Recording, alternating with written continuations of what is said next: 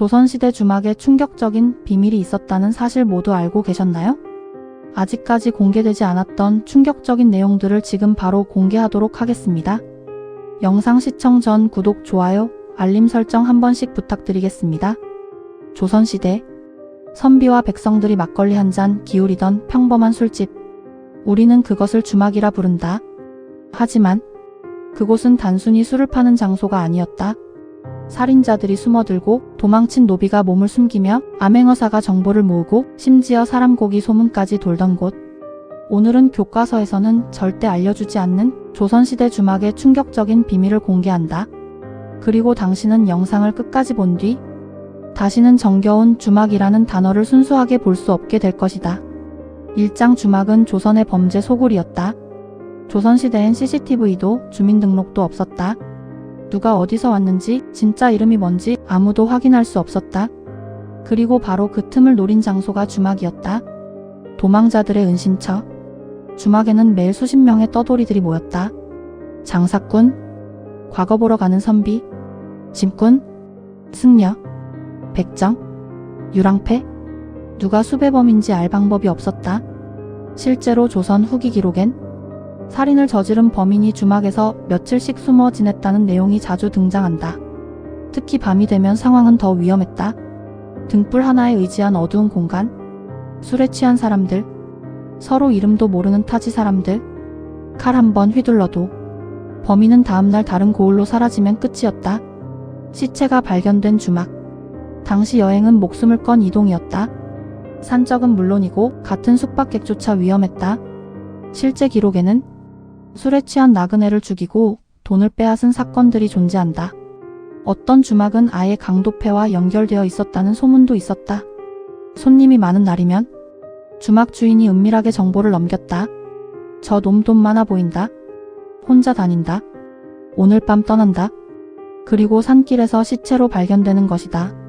이장 주막 여인은 단순한 술집 여자가 아니었다. 조선시대 남자들이 주막에 집착한 이유. 단순히 술 때문만은 아니었다. 주모의 생존법. 주막을 운영하던 여성 주모. 하지만 현실 속 주모는 드라마처럼 인자한 아줌마가 아니었다. 험한 세상에서 살아남아야 했다. 술 취한 손님, 폭력적인 장정들, 칼부림, 외상값 떼먹는 놈들. 주모는 단순한 장사꾼이 아니라 정복꾼이자 협상가였고 때로는 사기꾼이었다. 몸까지 팔아야 했던 현실. 가난한 지방 주막 중 일부는 은밀히 성매매가 이루어졌다는 기록도 존재한다. 특히 외딴 길목의 주막은 밤이 되면 분위기가 완전히 달라졌다. 술과 여자 그리고 도박. 조선의 남자들은 그곳에서 돈을 탕진했다. 유생들이 과거 시험 가다가 주막에서 전 재산을 날렸다는 기록도 있다. 선비들의 이중생활. 낮에는 도덕을 외치던 선비들. 하지만 밤의 주막에서는 완전히 달랐다. 도박, 폭음, 싸움, 기생호출, 심지어 유학을 공부하던 선비들이 술집 난동으로 관아에 끌려간 기록도 남아있다. 겉으론 예의를 외치면서 뒤에서는 가장 본능적이었다. 3장 주막 음식의 충격적 진실. 여러분은 조선시대 음식이 건강하고 깨끗했다고 생각하는가? 현실은 정반대였다. 정체불명의 고기. 냉장고가 없던 시대. 고기가 쉽게 상했다.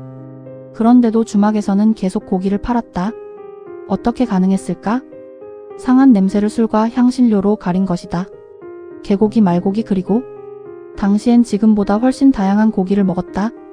개고기, 말고기, 너구리, 오소리. 문제는 손님이 그걸 모른 채 먹었다는 것이다. 심지어 일부 기록엔 사람 고기 소문까지 등장한다. 기근시대의 괴담. 조선 후기 대기근. 사람들이 굶어 죽어가던 시기. 산에서는 시체가 발견됐고 아이를 잃어버렸다는 기록도 남아있다. 그리고 떠돌던 소문. 어느 주막의 고기 맛이 이상하게 좋다. 물론 대부분은 괴담이었다. 하지만 당시 사람들은 실제로 주막 음식을 두려워했다. 사장 암행어사와 첩자들의 비밀 장소. 주막은 정보가 모이는 곳이었다. 그리고 정보가 모이는 곳엔 반드시 권력이 찾아온다. 암행어사의 정보 수집. 암행어사는 절대 자신을 드러내지 않았다. 그들은 일부러 허름한 주막으로 들어갔다. 술 취한 백성들의 말을 듣기 위해서였다. 백성들은 술에 취하면 진실을 말했다. 탐관 오리욕, 세금 문제, 관리들의 부패, 지역 소문, 관청에선 절대 들을 수 없는 이야기. 암행어사는 바로 그걸 노렸다. 첩자들의 암호. 일부 주막은 비밀 연락 장소로도 쓰였다. 특히 국경 지역, 청나라 상인, 일본 상인, 밀무 역상, 첩자. 그들은 주막에서 정보를 교환했다. 술잔 하나, 기침 한 번, 특정 단어. 그게 암호였다. 오장 밤이 되면 주막은 지옥이 되었다.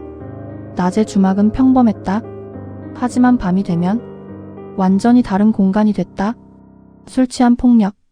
조선시대엔 경찰이 즉시 출동하지 않았다. 한 번 싸움이 벌어지면 진짜 목숨이 오갔다.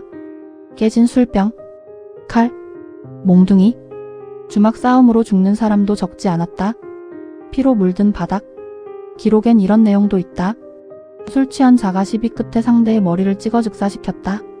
하지만 놀라운 건 그 다음이다. 주막은 다음날 아무 일도 없었다는 듯 다시 영업했다. 귀신 소문. 죽은 사람이 많다 보니 괴담도 따라붙었다.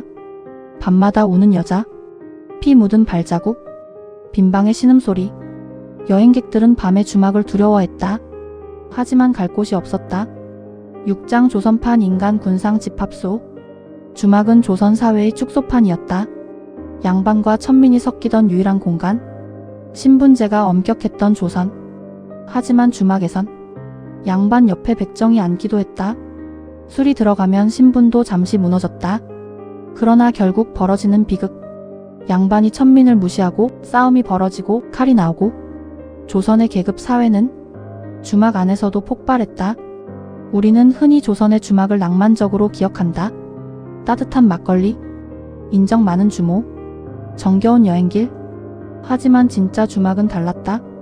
그곳은 범죄자의 은신처였고 욕망이 뒤섞인 공간이었으며 정보와 폭력이 오가는 장소였다.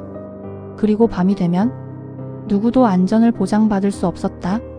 만약 당신이 조선시대 여행자였다면 과연 그 주막에서 무사히 아침을 맞이할 수 있었을까? 지금까지 조선시대 주막에 숨겨진 비밀이었다. 여러분들은 조선시대의 주막을 어떻게 생각하시나요? 댓글로 여러분들의 생각을 남겨주세요.